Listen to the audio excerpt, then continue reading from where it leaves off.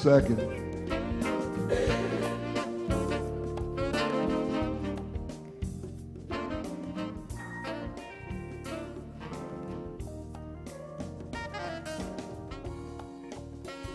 Good morning.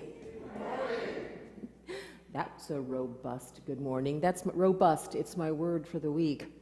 So good morning and welcome to Unity of Palmyra, where we embrace a positive path for spiritual living. We are absolutely delighted that you are here today, and I love seeing all the vaccinated people sitting in the sanctuary.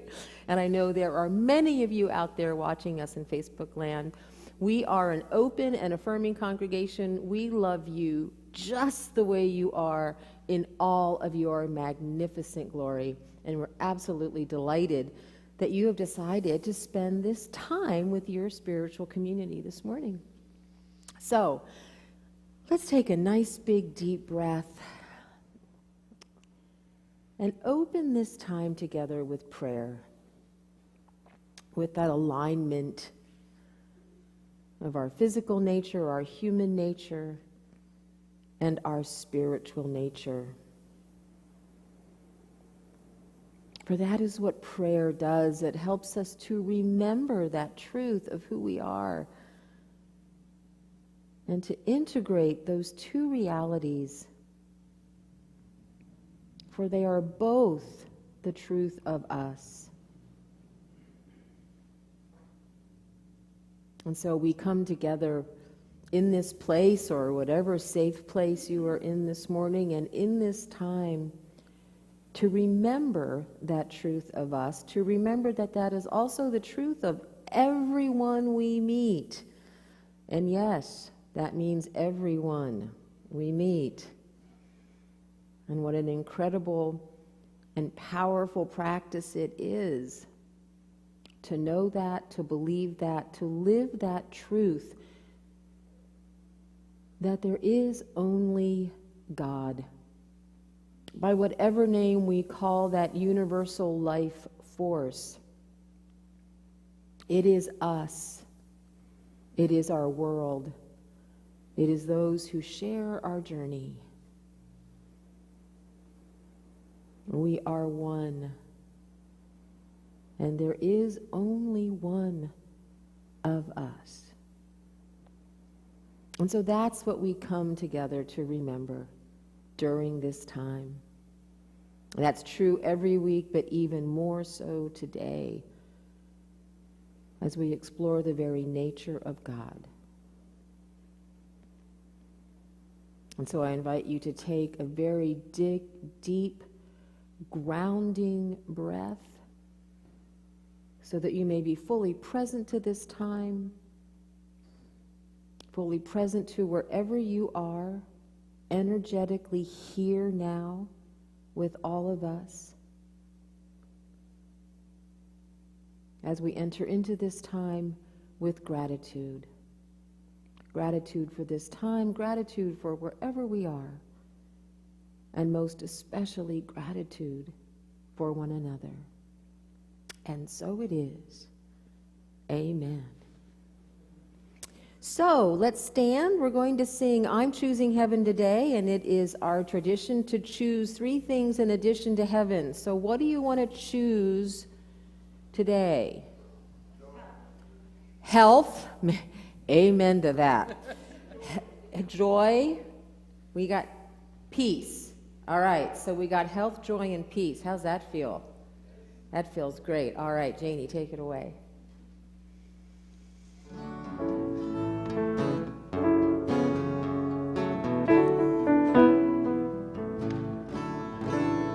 I'm choosing heaven today. I'm choosing heaven today. I am walking the road to heaven right now, singing I'm choosing heaven today. Health. I'm choosing health today. I'm choosing health today. I am walking the road to heaven right now, singing I'm choosing health today. Joy. I'm choosing joy today. I'm choosing choosing joy today. I am walking the road to heaven right now, singing, I'm choosing joy today. Peace. I'm choosing peace today. I'm choosing peace today. I am walking the road to heaven right now, singing, I'm choosing peace today. Back to heaven. I'm choosing heaven today. I'm choosing heaven today. I am walking the road to heaven right now, singing, I'm choosing heaven today. Oh, well done. Let's share together in our vision. Centered in love, we embrace a positive path for spiritual living.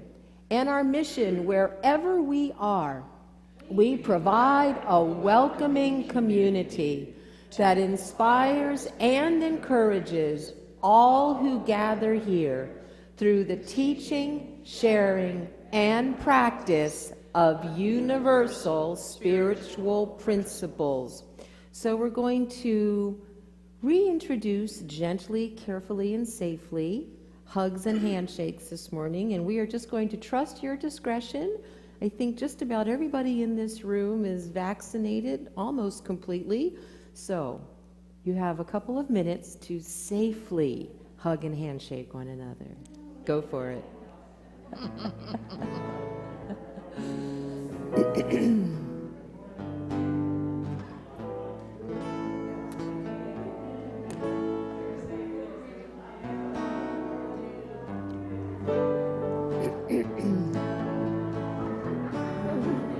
Thank you. It's so good to have you here.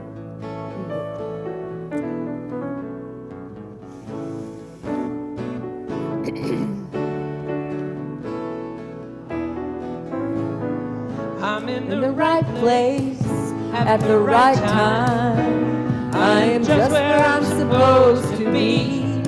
I'm in the right place, at the right time. I am just where I'm supposed to be.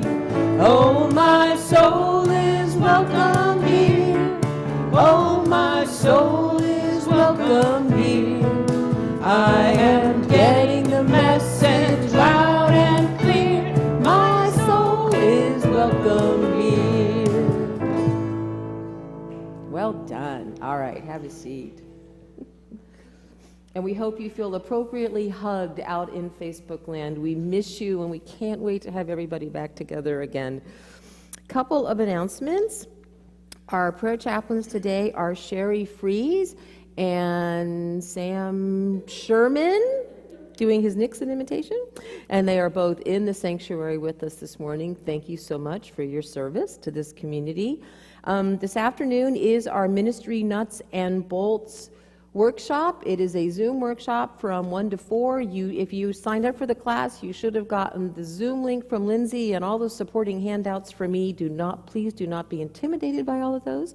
I promise we will go over all of them. If you didn't get that, do send me an email so that as soon as I walk in the house after church, I can make sure that you get those.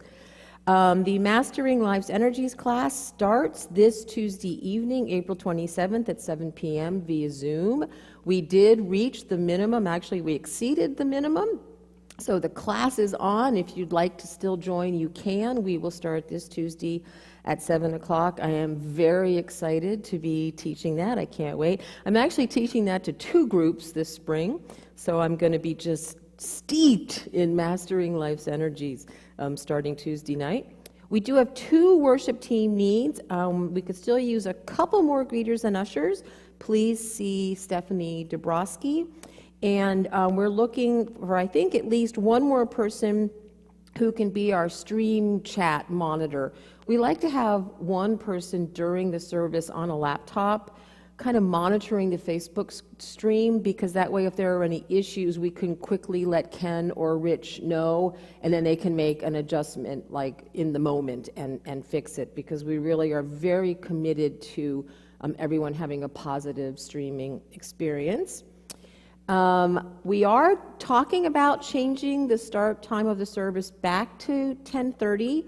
I dropped that question into the Facebook group, and right now it's evenly divided, which is not helpful. So if you have not yet registered to vote, please do that and help us out, because we want to be accommodating, and some of us have very strong opinions about a start times. What? Can you lobby? Yes. I know what your musicians and your worship team are shooting for, but anyway, we're really trying to as always, we're trying to be super accommodating. If you will drop in and express your preference, that would be really helpful. And then, the council and I will make a decision, and we'll all have to live with it, okay? And then we do need a little bit more help. The renovations are proceeding really beautifully. I'm very happy with how everything is turning out. We do need some more demolition work, so if any of you have any frustrations you want to release, can't imagine after the last year that any of us would have any frustrations that we want to release. You can do it by ripping out carpeting. All of the construction and painting upstairs will be done in plenty of time for the new carpet to be installed, but in order to install the new carpet, we have to finish ripping out the rest of the old carpet. We're a little nervous about this ripping out because it's not quite as old as the old carpet that ripped up really easily. We're thinking this might require a little more work, a little more effort, a little bigger team. So if you are available on Friday, May 7th or Saturday, May 8th to finish ripping out the carpeting in what we now refer to as Helene's room, the stairs coming down around the corner and just that little landing right there inside the Chestnut Street door. That's all that has to come out, really. I'm kind of making a big deal out of a little thing, but we do need help. So if you could help us with that, that would be awesome. And then we will be able to finish up the upstairs phase 1 of this big renovations project. And I think that's it. Ms. Vicki, would you like to read the Daily Word? Good morning. The word for today is thankful. Thankfulness is my heart's natural expression. I need no special reason to be thankful. No list of blessings to inspire gratitude. Unity author Reverend Eric Butterworth wrote, "One can be grateful with the same spontaneity as being happy. It simply flows forth from within and becomes a positive energy. With a thankful mind and heart, I release worry and frustration, trusting that my every need will be met. I discover more of God's presence in myself and others everywhere I go. I see possibilities for good, even in challenging circumstances. Eager to share my thankfulness, I welcome opportunities to be of service to others, just as I gratefully accept blessings shared with me. I live in the flow of life, love, peace, and abundant beauty. I am thankful. Give thanks in all circumstances, for this is the will of God in Christ Jesus for you." 1 Thessalonians 5:18.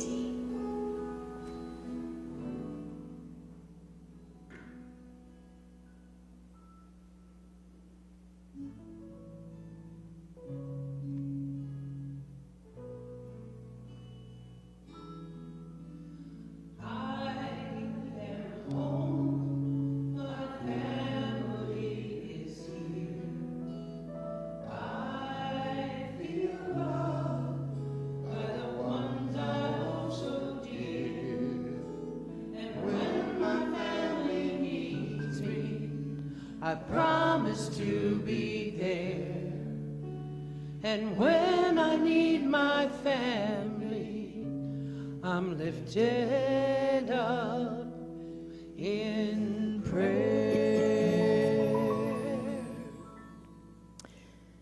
So if you follow me on Facebook, you know that I had a robust immune response to my second COVID shot, for which I am very thankful. So I would like to take that energy of the daily word into our prayer time today as we express gratitude for all of those physicians and scientists and immune specialists who have worked so hard to bring us these vaccines. We are so thankful for them. And for everyone who has taken advantage of their shot and gotten vaccinated, including those robust responses, we are so thankful for them. And for our willingness to learn and grow from this experience, to come together as community and support one another through this past year, through this incredible growth opportunity. We are so thankful.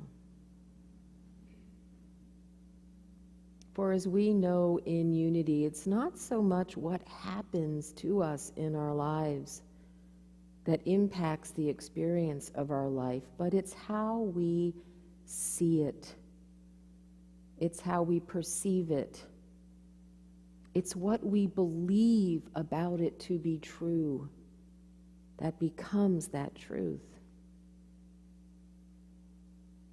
And so when we can see even a pandemic as an opportunity, that's powerful. When we can see feeling like we've been hit by a truck as a good thing, that's powerful. And we can truly be in a place of gratitude for even that. For we choose what we make it mean. We choose what we believe, and therefore we choose what we create. And for that we can be infinitely thankful. So for anyone experiencing a challenge today, we extend our love, our comfort, our compassion, our strength, our wisdom, our power to you right now. We see it flowing to you through that golden web, that golden cord that our love creates and that unites us all. And for those of you experiencing joy or gratitude, we share in that experience with you. For we know when we share our challenges, they are divided, and when we share our joys, they are multiplied. And for this and so much more, we are so very thankful. And so it is.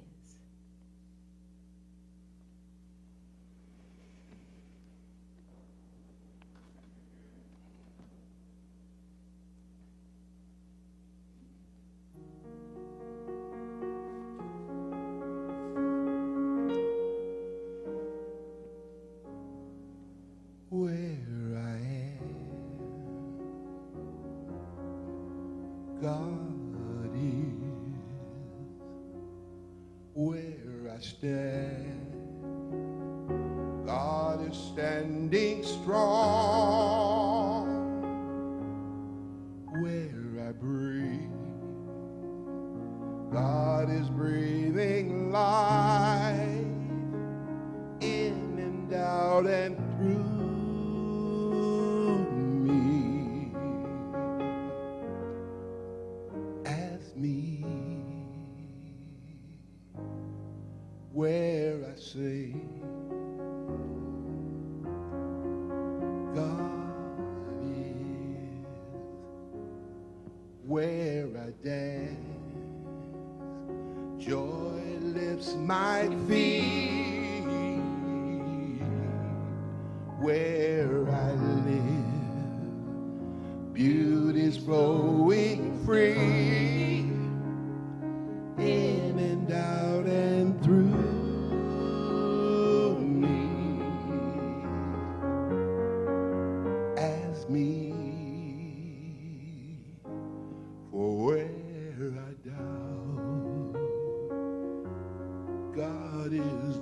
faith in me where I cry. God is the comfort there where I seek. God is the answer here and now and ever and ever and ever where I speak.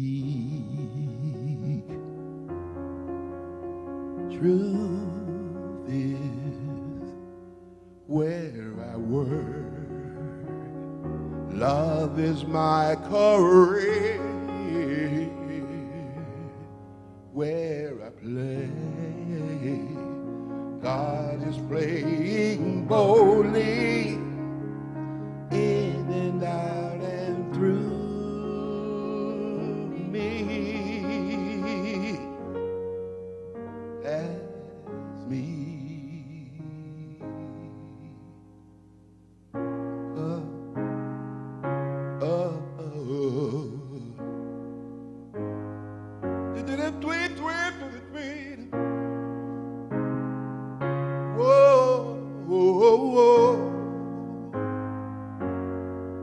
Where I am,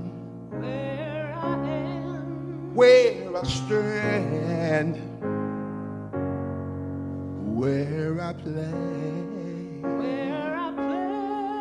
where I work and breathe and move and be, where I sing,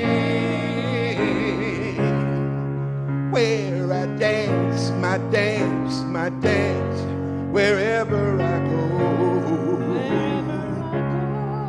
where I pray and take and give and live.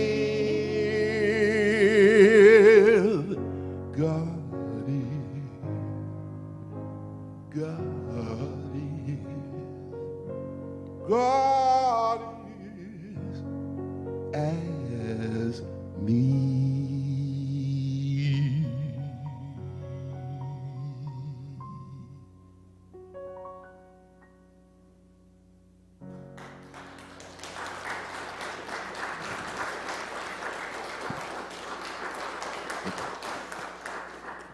Well, that was about as gorgeous a thing as we could have, wasn't it?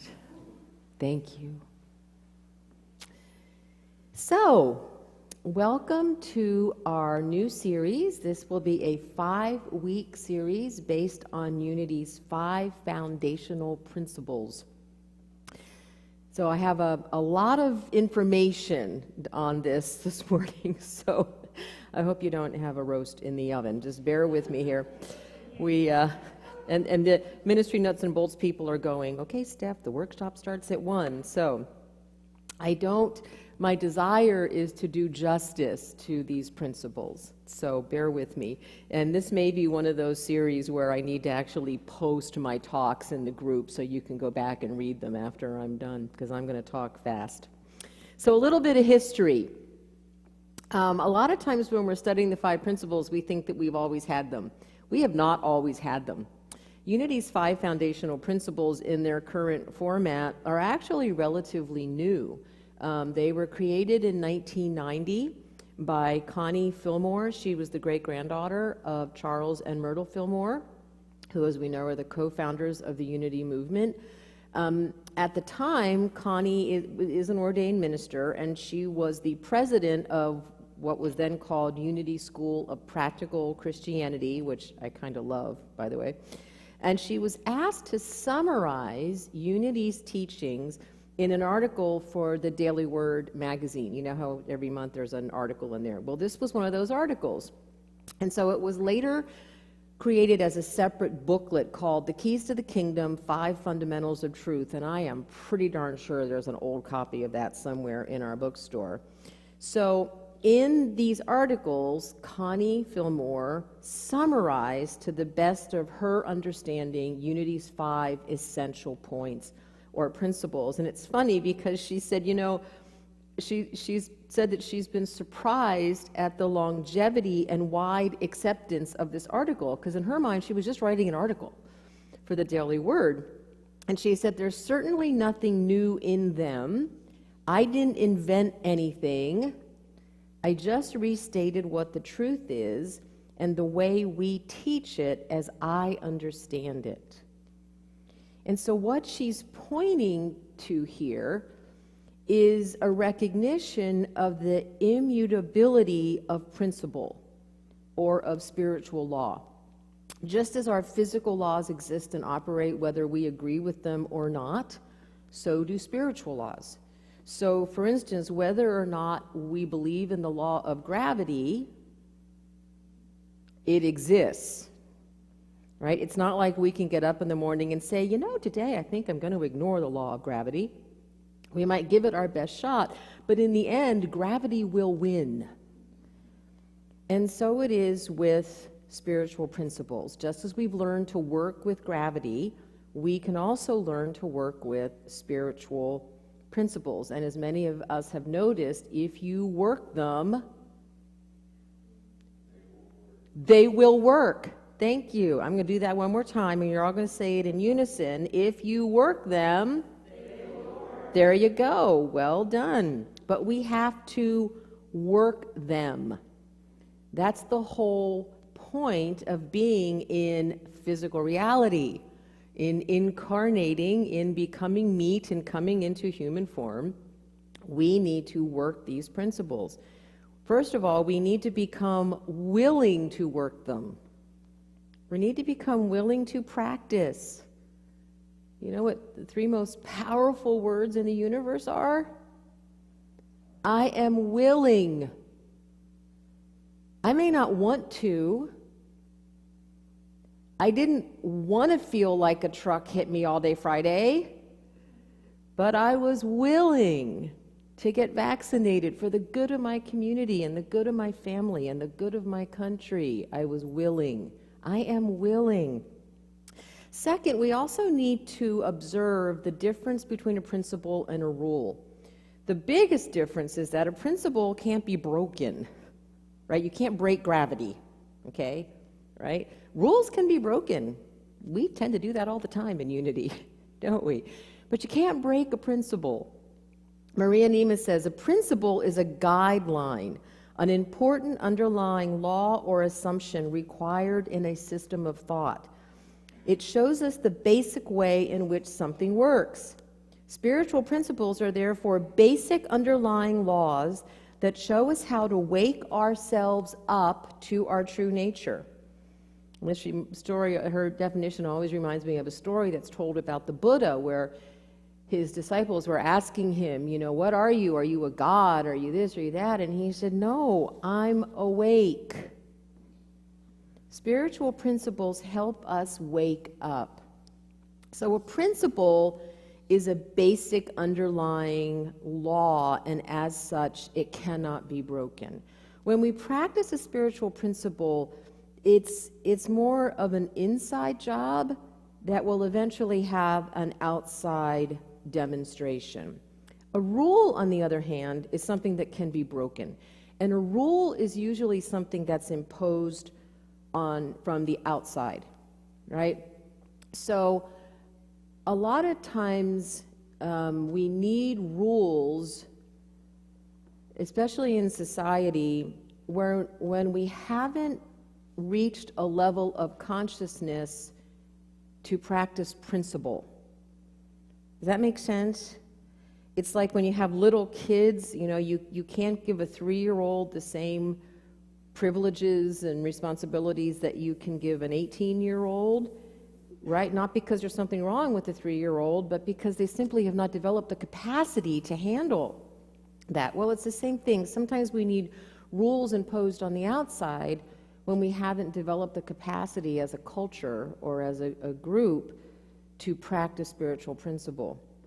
So Ellen Davenport, in her book, I'm going to be using this extensively, The 5 Principles, describes a principle as a rule or law that never changes. So she takes it is a little more succinct. She says it applies to all people, everywhere, all the time. She says, we learn this as children. 2 + 2 = 4. Anywhere. All the time. It's a mathematical principle. If you get an answer other than 4, the mistake is yours, not the principle's. Your answer never depends on your good or bad behavior. The principle is not even aware of you. How's that for a humbling statement? It just is. 2 plus 2 will always be 4 for you and for everyone else. She said spiritual principles work the same way. They are laws of the universe that govern all of us all the time. So we can learn how to use them to great advantage, or we can ignore them and continuously get answers that don't work for us. Kind of like if we try to ignore gravity. And then finally, we need to practice the principles precisely. You know how in Unity we like to mess with things? We talked about this a little bit last week. I'm glad you're giggling, right? Well, here's the deal. We usually mess with things because they make us uncomfortable, right? Everybody knows, however, that in order to grow, a certain amount of discomfort is necessary. So, for instance, we love to mess with words in Unity, right? We call it unitizing. We've actually made a word up for how we mess with words. It's called unitizing, right? And so sometimes, we're able to justify that by saying words have power, and so we want to be very conscious around the words that we use, and that is absolutely true. That is true. However, sometimes we change the words because we don't like what they show us. So here's a great example. You know how we have changed the words in Amazing Grace? Y'all aware of that word change? The way that it was written is, which saved a wretch like me. We don't like the word wretch. We don't like to acknowledge that sometimes we're wretched. And so we changed it to soul. It saves a soul like me. The only problem with that change is that the person that wrote the song was a slave trader. And up until he received that grace, he was pretty wretched. He was a pretty horrible human being. And he was recognizing that in this song. And so we have to be careful sometimes when we change the words to make ourselves more comfortable, that we don't miss a deeper, greater, more powerful meaning. Because he was expressing a very powerful truth for him, that grace did save him, did turn him around, did show him the error of his ways, and his life was forever changed. So when we become willing to practice spiritual principles, we want to practice them precisely. Now, that doesn't mean that we cannot evolve in our understanding of principles. And this is really important. I'm going to talk about this in May, and Reverend Pat Benin is going to talk about it in June when we do the 2 spiral dynamics workshops. Principle doesn't change, but our understanding of principle can change based on our level of emotional and spiritual maturity. Back to the 3-year-old and the 18-year-old, right? When we are just starting on the spiritual path, we have one level of understanding of what all of these mean and how we apply them. But as we pray and we meditate and we study and we contemplate and we engage in discussion and we learn different ways of looking at these principles, our understanding evolves, and it should. And one of the ways that our understanding evolves is it moves from me to we. It moves from I'm not just learning these principles and these incredibly powerful spiritual tools so that I get a better parking place. We're learning them so that we can make a real difference in the world. Andrew Harvey once wrote, "A spirituality that is only private and self-absorbed, one devoid of an authentic political and social consciousness," he's pretty direct here, does little to halt the suicidal juggernaut of history. If you haven't studied Andrew Harvey, I encourage it. On the other hand, an activism that is not purified by profound spiritual and psychological self-awareness will only perpetuate the problem it is trying to solve, however righteous its intentions. So we demonstrate what we say we believe in everything that we do. If you want to know what you believe, look at your life. Because actions speak louder than words. It's one thing to say we believe a thing, are our actions demonstrating that thing? And as we evolve in our understanding, are our actions demonstrating the importance of supporting our community? However you define your community. It might be your workplace, it might be Unity of Palmyra, it might be Palmyra, it might be Harrisburg, it might be the Unity movement. When I was on the national staff, my community was the entire Unity movement. That's who I wanted to make a contribution to. I love the work of Joseph Campbell, and we're going to talk a lot about that in Mastering Life's Energies too, because when he wrote The Hero's Journey and when he exposed many of us for the first time to the hero's journey, he observed that the ultimate stage for the hero or the heroine was when we bring back the gifts from our journey to benefit the entire community. So in other words, we do all this work not just to benefit ourselves, but to benefit everyone. So let's look at the 5 principles, now that we've laid the foundation. There are a couple of different iterations. I happen to like this one. It is Principle 1, God is spirit. There is only one presence and one power, God the good omnipotent. Principle 2, we are spiritual beings. God is individualized in each one of us is our divine essence, our Christ nature.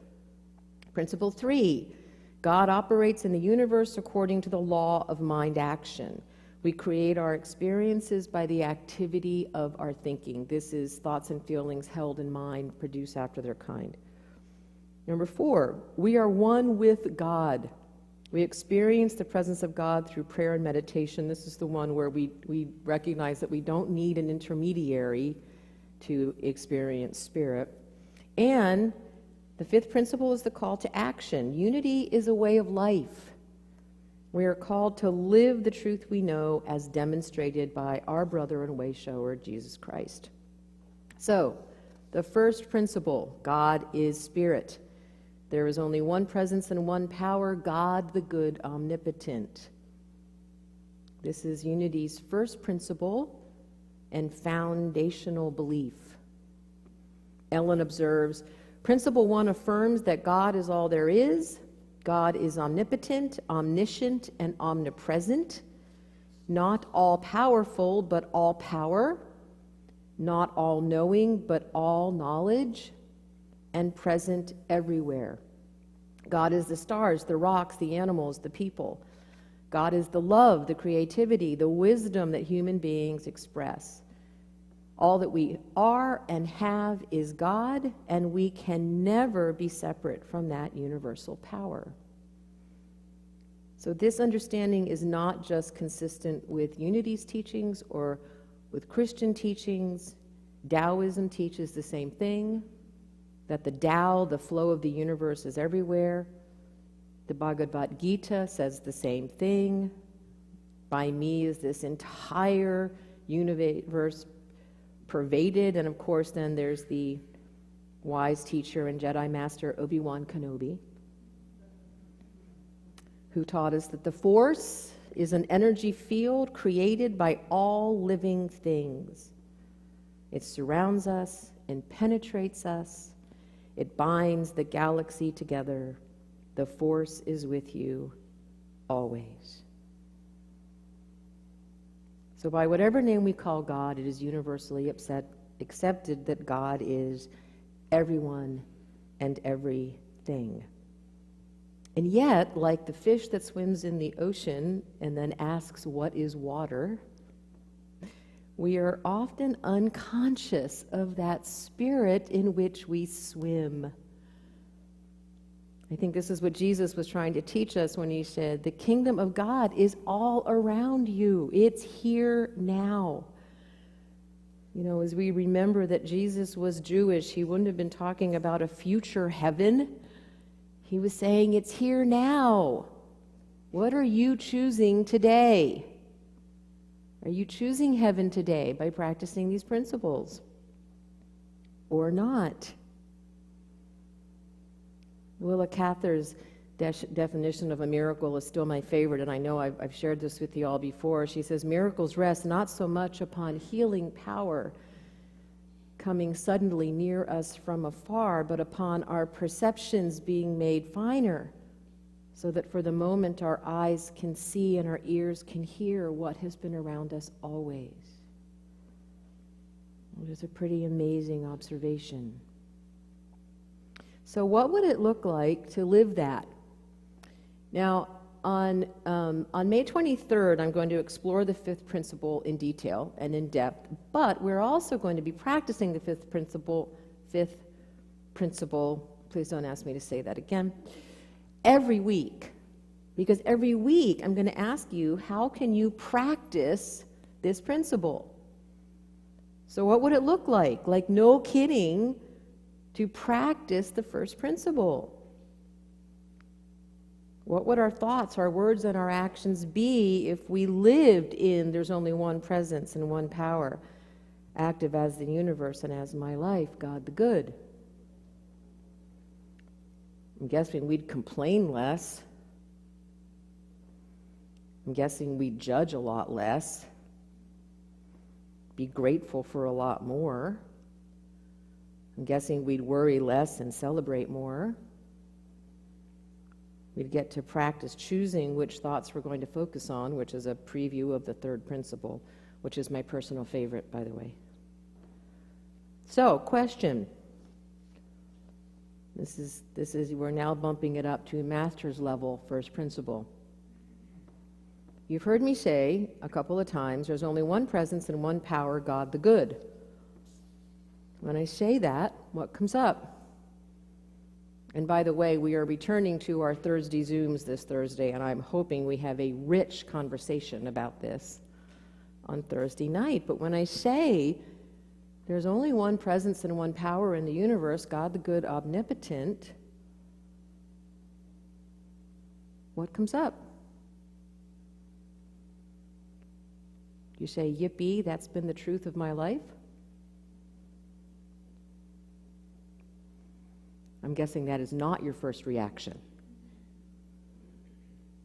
Right? So, my understanding of the first principle over the last couple of years has evolved. And I posed a question to my colleagues in a private ministers group. We call it Courageous Conversations for Spiritual Leaders, because it's the one Unity Ministers group where there are no rules. We can talk about anything. As long as we're respectful and we're truthful and we're kind, there is no subject that's off limits. So it's my favorite Unity Ministers group. And so I said, how do you guys define and handle God being good? And there were some brilliant responses. There were responses from, well, Charles Fillmore said this, and the Revealing Word says this, and there was one very brilliant response. I'm still figuring part of it out because a little more brilliant than I could integrate initially, but it was, all of them were that God is good, God is love, God is wisdom, God is power. And my current struggle with that is that we pride ourselves in unity on not anthropomorphizing God. You kind of see where I might be heading with this? We do not believe that God is a being, right? Not just that God isn't a guy in the sky with a white beard on a throne with the book of judgment, keeping score. We even go beyond that to say God is not a being. God is energy. Unity's understanding of God is actually more aligned with the force, believe it or not. And yet, we continue in our work, in its current iteration, to assign human qualities to God.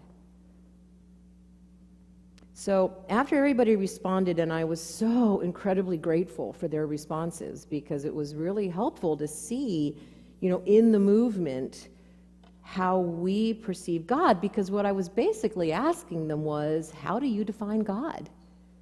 Like, what is the nature of God in our current level of understanding?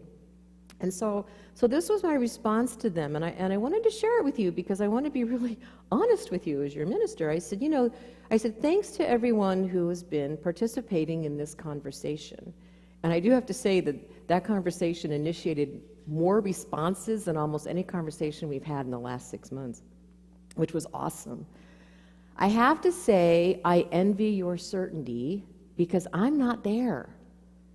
I'm having a hard time reconciling our insistence that God is not a being but is energy, and yet seeing how we all, myself included, still equally insist on assigning human qualities to that energy.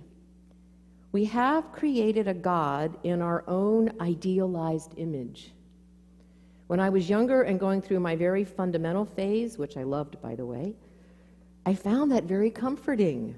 And even as I found and created and embraced my interfaith journey simultaneous with finding unity, I still created a God that was good and loving and judgmental, and prayed to and from that God. But in the last couple of years, none of that is resonating with me. And I'm having a hard time assigning any attributes to what I believe is a neutral life force. And so my friend Doris Hoskins, my friend Reverend Doris, who is a brilliant woman and also a devotee of spiral dynamics, which I think has influenced both of us, she said, this is a different question than you originally asked. She said, let me answer this one. And so she said, when I entered, and I got her permission to share this with you, by the way. She said, when I entered ministerial school, I believed I was called by God, probably vestiges to my Southern Baptist childhood in interpretation, definitely a burning bush experience. Over the years, that God left, disappeared, evaporated. I was left praying with people, pronouncing public prayers, etc. I stopped using the word God for the most part. I used spirit for a while, but eventually I gave that up too. No longer serving God, I was serving people. I was serving the divine in them. I read, I studied, I contemplated.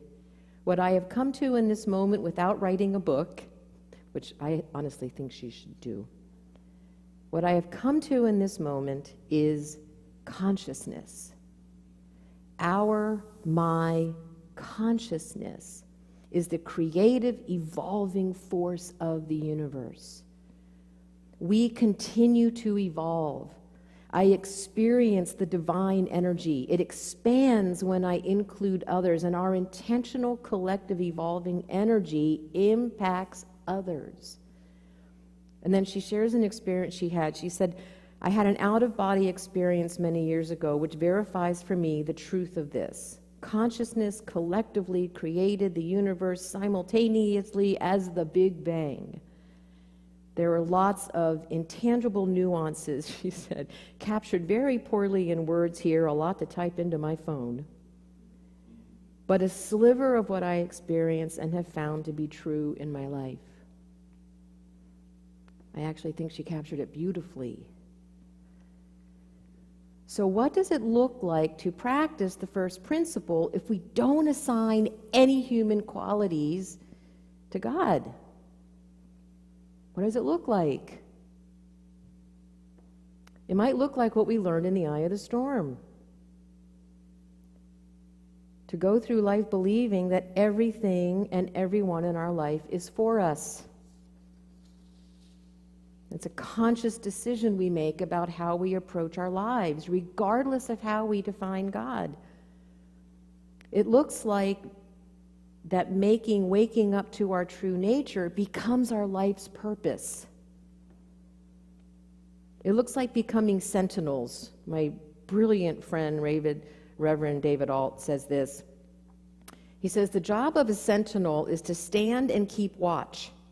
Hypervigilance and keen awareness are not only essential, but are part of the sentinel's duty. No distractions. Stay awake. With this position, there is no room for privileged thoughts of abstention and circumventing. You are there to safeguard and protect. When you professed your belief in oneness, you became a spiritual sentinel. The oppressive bias and elitist ignorance that is the core of racism has long attacked those who have dared to declare their independence. The final hour of that abusive privilege is here, and there is no longer room for such abhorrent actions. As a spiritual sentinel, you are here to guard the light.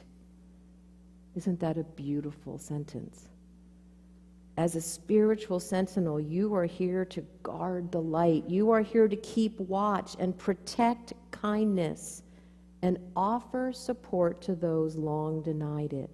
You are to remain indefatigable in your pursuit to honor the huddled masses whose lives have been farmed as resource, and to never circumvent your calling to uphold the inalienable right that all are created equal. David knows what he talks about. He has started 3 schools for impoverished children in Cambodia and India, and I'm going to say Bangladesh. I'll double check on that. This man practices what he preaches, and he goes to these parts of the world where no one else will go, and he takes care of people, and he is their sentinel, and he guards their light. I just wanted to let you know that he practices what he preaches. It also looks like being intolerant of anything that denies our oneness. The paradox of tolerance, first described by Karl Popper in 1945, is a decision theory paradox. The paradox states that if a society is tolerant without limit, their ability to be tolerant will eventually be seized or destroyed by the intolerant. Popper came to the seemingly paradoxical conclusion that in order to maintain a tolerant society, the society must be intolerant of intolerance. And no, I will not read that again. Bottom line, it looks like being intolerant of anything that denies our oneness. And finally, it looks like being in the flow of the universe. This is what Ellen says. To grant evil a power of its own would be to accept it as inevitable. I much prefer to think of evil as a result of human error. Then we can do something about it. The Holocaust, Rwanda, Darfur, and every other example of human immaturity run amok don't have to happen again. We can indeed change the world by changing our thinking, by evolving consciously as a species. The alternative is to believe we are at the mercy of forcing opposing us, good battling evil, God versus the enemy, you against others, victory or defeat. A great many people hold that view. When anything goes wrong, they reassure themselves that they are victims of a dangerous world. Taking responsibility for ourselves as co-creators with God is far less powerful and a lot more work. The disadvantage to empowering the idea of evil is that life becomes one long battle, an uphill trek, a long overcoming. No sooner do we win out over one challenge than we attract another. We create our own misery through our belief in adversity and the power we give it to destroy us. It is as if we let ourselves be trapped in a dark room, agitated and fearful, yet never reaching for the light switch. Imagine living instead in our oneness with God. Life would still have its human difficulties, but our view of them would be changed. Rather than battling an outer enemy, we would take charge of our lives, from within. We would transcend our labels of what is good or bad and live in the flow of the universe. Nothing might change in our outer circumstances, but our interpretation of them, our understanding, would take on new meaning. So she concludes this chapter on the first principle by saying, God does not ride to the rescue. What we call God is a force of energy, not a supernatural being that intervenes in our lives. How that divine energy expresses or doesn't is up to us. As we will learn with principles 2 and 3, we have far more power to order our world than we realize. We are one with all that is. Let's take that into meditation.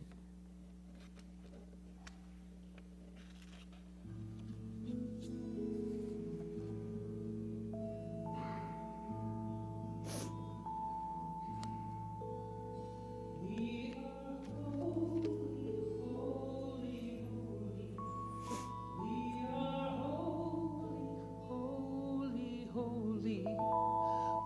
are holy,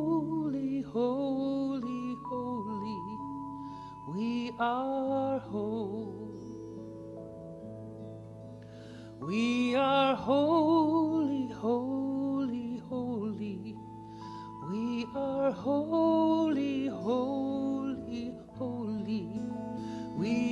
holy, holy, holy.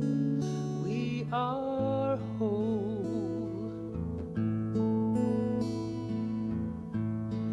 Spirit divine,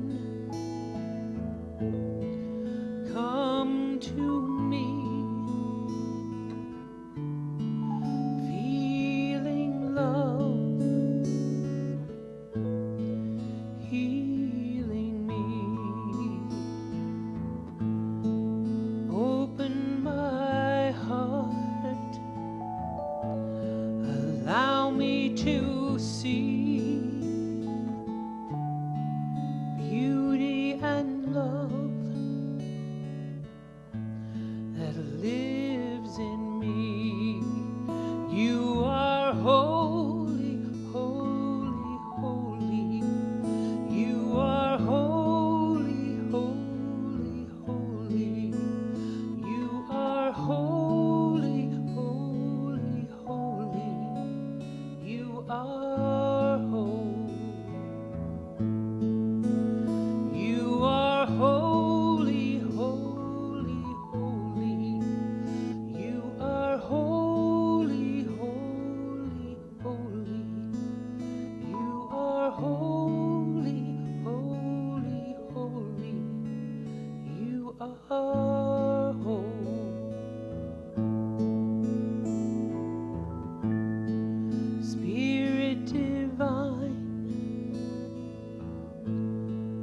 come to me, feeling love, healing me. Open my heart, allow me to see beauty and love that lives in me. I am holy, holy, holy. I am holy, holy, holy. I am holy, holy, holy. I am whole. I am holy, holy, holy. I am holy, holy, holy. I am holy, holy, holy. I am whole.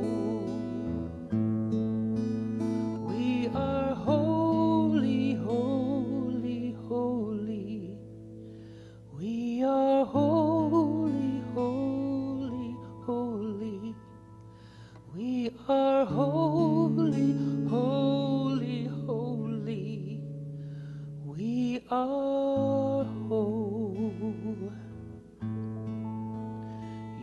You are whole. We are whole. I am whole.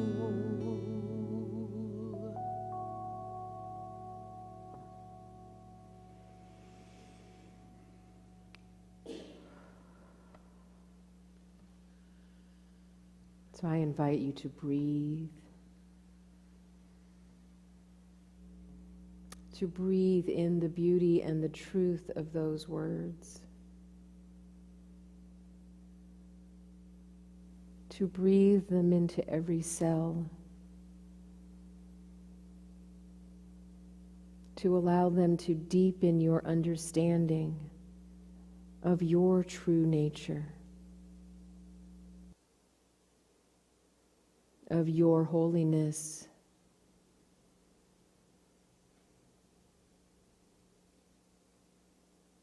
of the beauty of both your humanity and your divinity.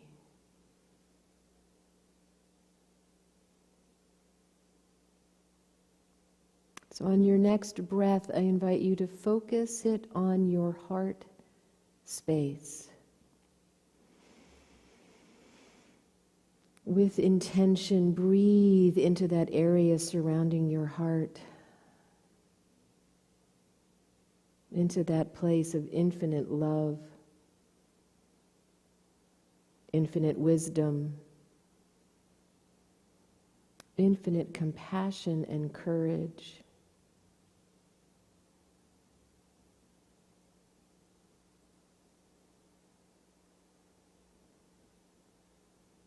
Into this place, I invite you to hear these words, and then to allow a few moments of silence to let them sink deeply into your being.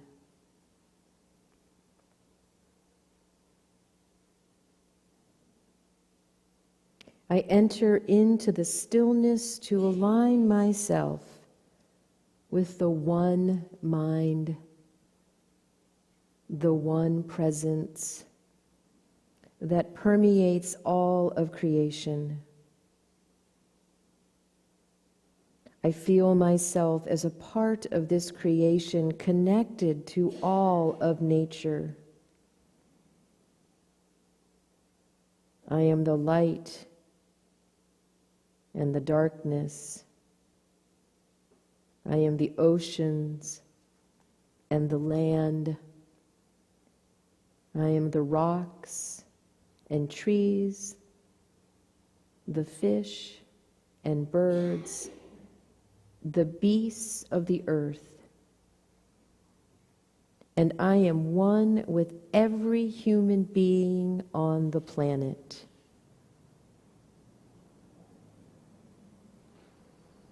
In this oneness, I sense the order of all things. I feel the divine love that moves in me and in every molecule of the cosmos. I know the divine intelligence that is the foundation of all that is or ever will be. I am one with all.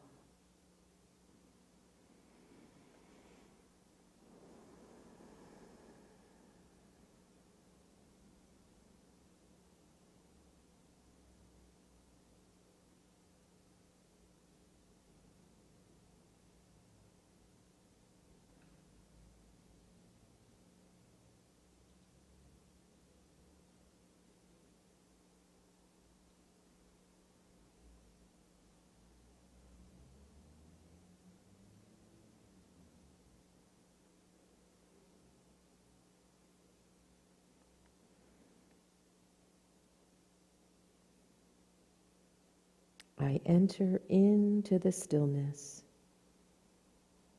to align myself with the one mind, the one presence, that permeates all of creation.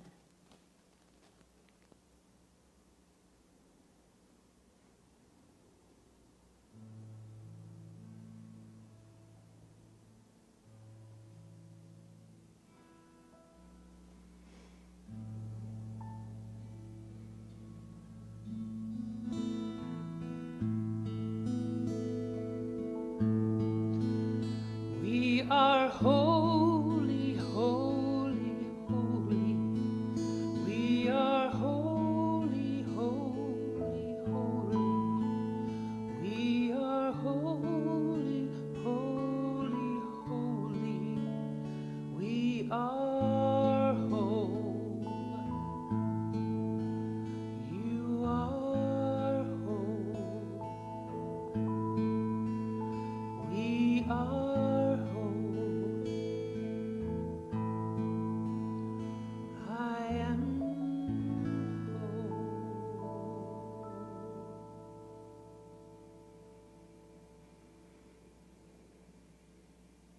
Thank you.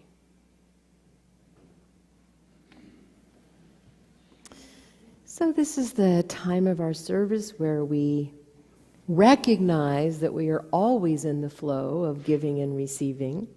We used to say where we enter the flow, but we recognize that we are always in that flow.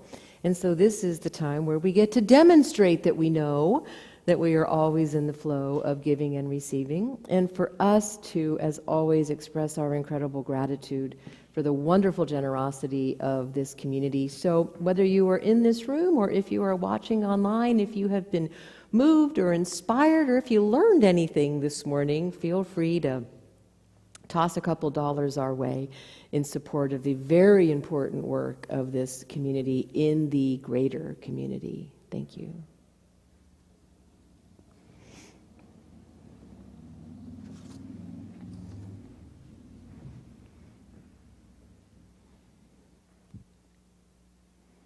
Might I have some music, please?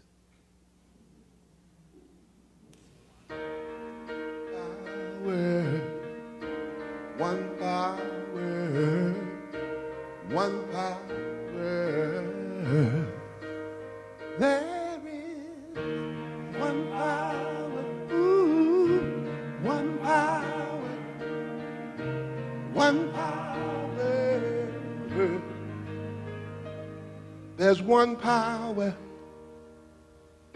invisible, and you see it everywhere and every day.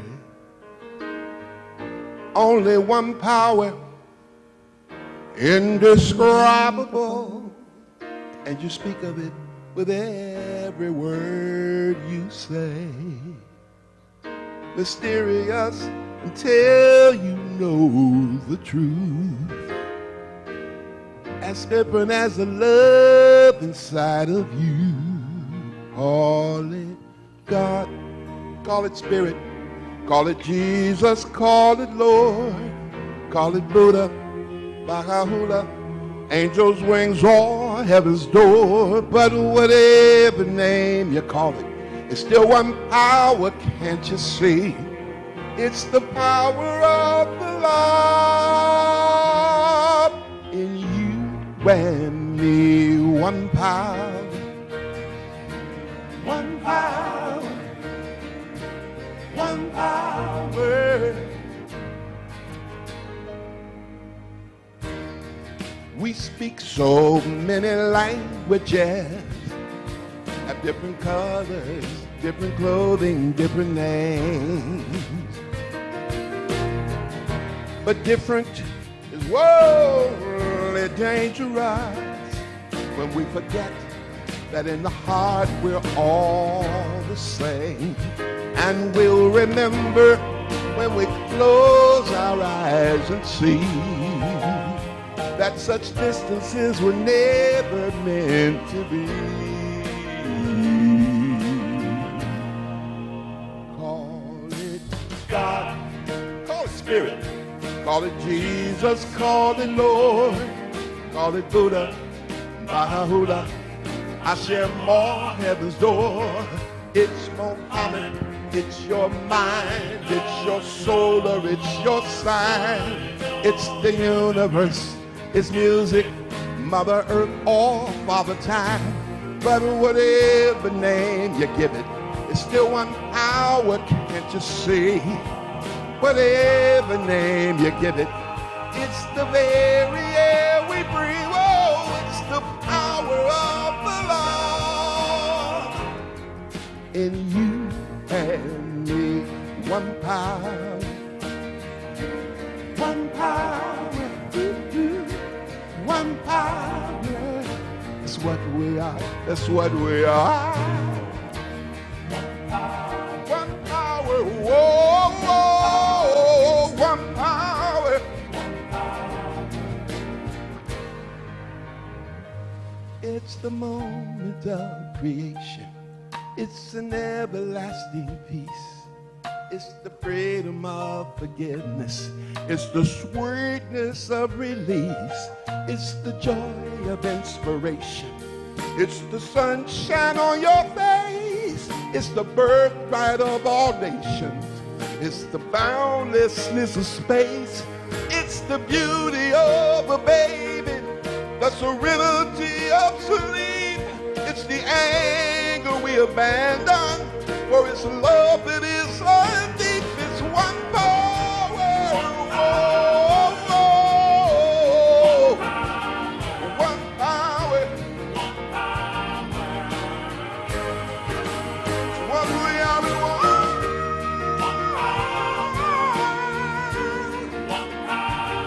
One power, one power. It's the power of the love that is forever in you and me. It's the power of the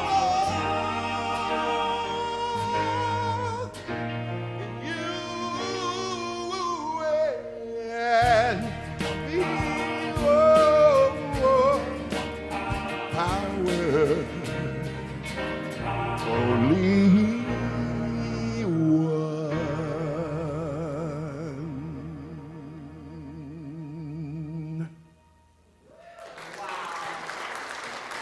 Thank you.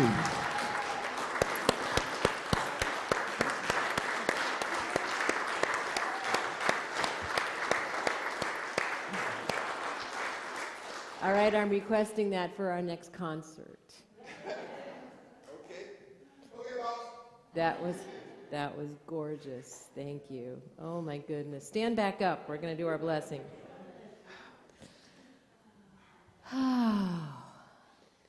Together, we love you. We bless you. We appreciate you. And we behold the Christ in each and every one of you. Yes, we do. Let's sing the peace song. I know we're all verklempt. You know I'm moved when I slip into Yiddish.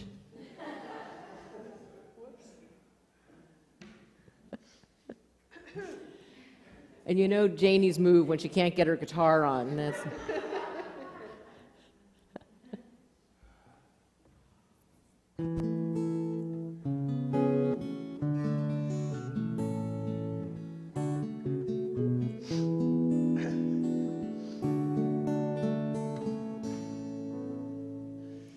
Let there be peace on earth, and let it begin with me.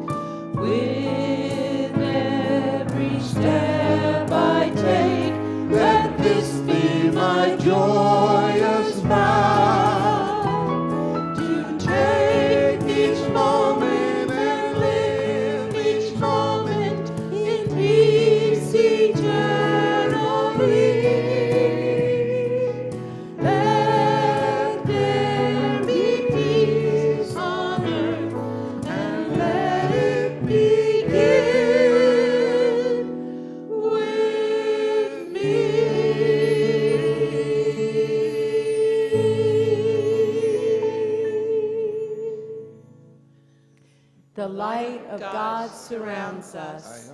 The love of God enfolds us.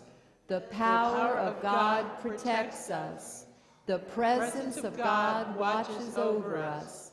Wherever we are, God is. And wherever God is, all is well. So this week you're going to embody that. Wherever you are, God is. Yes? And that will prime you for next week. Subtitled, We Are. Got it? Huge thank you to the worship team this morning and to our incredible musicians, Jody, Jenny, Charles, and Alan. Thank you so much. It was awesome. Beautiful, beautiful service. Everyone who has supported this, we love you, we bless you, and we thank you. Have a wonderful week. Go. Don't miss your shot. Got the Hamilton reference? All right. Have a great week, everybody. We love you. Oh, man. Wasn't it